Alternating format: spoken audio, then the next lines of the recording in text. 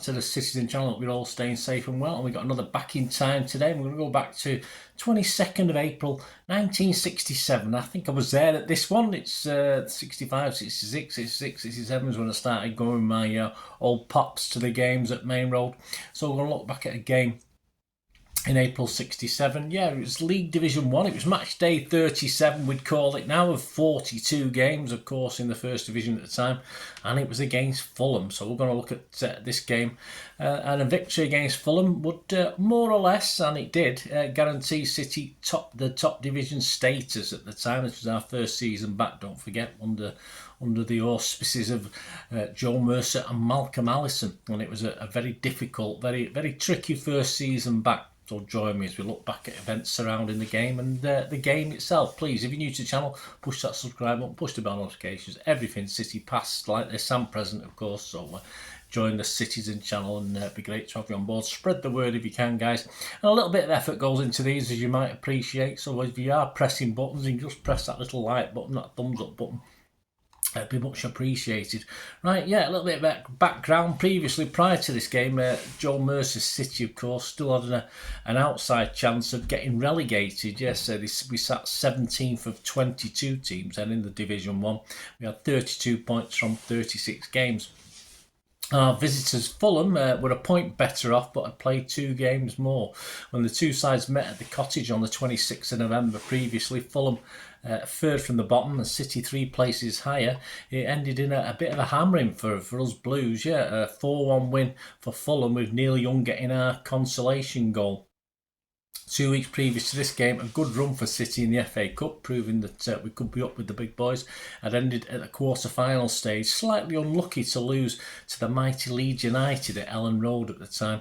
Away from football, what was going on? I like to do these little things, just a quick check back with what was going on in the UK. We had a certain guy called Harold Wilson, on behalf of the Labour Party, as the Prime Minister at the time, of course, a Labour leader. That used to be one of my go-to impersonations in the 60s, when impersonators were quite popular, and Harold was one of mine. So, yeah, I'm sure my family got sick to death and kids at school with that one. 2 weeks later, he would announce that the UK had applied to join the EEC. I wonder what happened with that one. 2 weeks previously, the wonderful Sandy Shaw, I wonder if one day that you say that. Yes, I've won the Eurovision Song Contest for the UK for the very first time with Puppet on a String, and that was the first 45 disc I ever owned. I think I inherited it off my sister. I didn't actually go out and buy it, but she gave it me. It got a few plays, I must admit. Days later, this would replace Nancy and Frank Sinatra's Something Stupid from the top of the UK singles chart, so that went to number 1. The original soundtrack of The Sound of Music was the number 1 album. I think for most of that year it kept going to number 1, coming back out and going back up to number 1 again. At the Pictures, yes, it was The Graduate. I was probably too young to watch that. Was the big hit of the year, followed closely by, I wasn't too young to watch this one, Jungle Book, the musical, the Disney Jungle Book, and I must have I lost count of how many times I watched that over the years. Back to football, yeah, build up to the game. Colin Bell had completed his first full season with City, turning out for the A-team, City's A-team at the time. We had the likes of Joe Corrigan, Stan Bowles, Derek Jeffries. For the B-team, we had Tommy Booth, Ian Bowyer, so names that we know now. On to the game, the lineups. Fulham, well, this is the Fulham lineup. Macedo was the goalkeeper. Nichols, Dempsey, Robson, of course, this was the legend Bobby in the twilight of his playing career. Callaghan, Conway, of course, this is Jimmy Conway, who will become a City player. Rest in peace.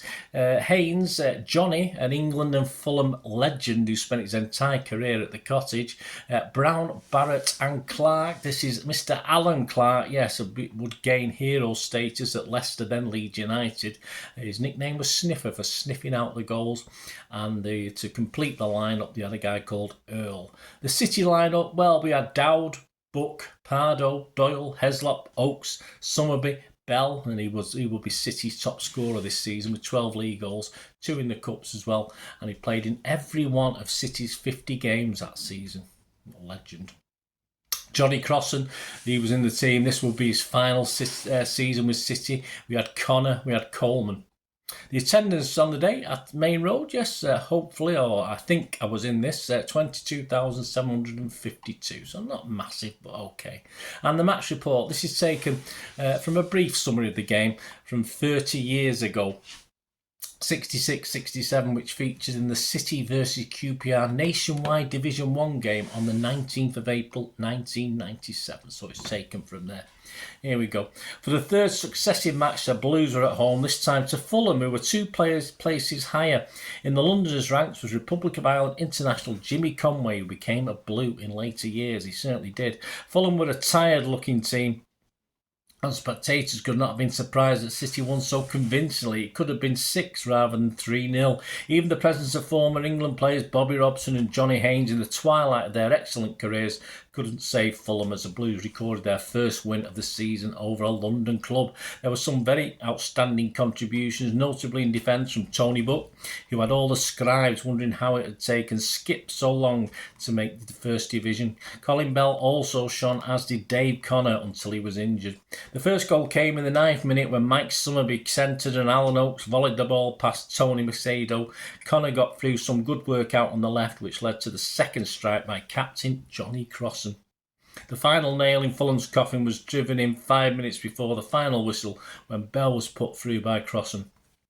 There you go. So there you go. A little summary of the game that day. Yeah, the season, that win, of course, will take City above Fulham.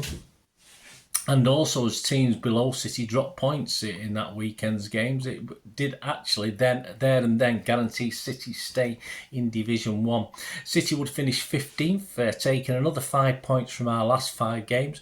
Fulham, not so good. Fulham would finish 18th, so still okay, still safe in the division. But they only actually gained 3 points from their last remaining games. Hope you enjoyed this little look back, guys, this back in time feature. Let me know any memories you've got. Were you there? As I say, you'd be pressed to remember, wouldn't you? But you might do. You might remember. Some say my memory's not great. It's at the best of times. So I hope you enjoyed this back in time feature. 22nd of April 1967, a League Division 1 matchup. Match day 37, City 3, Fulham 0. There you go. So not bad. And we could also look forward, of course, to what would be an extremely interesting 67-68 season in the top tier. But yeah, I'm sure you know a little bit about that, and I'm sure I've shared it with you, and hopefully you can look at my things about it as well. Let us know your memories, guys. Great to hear from you. Until we meet again, that's one thing, don't please stay safe, Blues. Come on, City. Bye for now.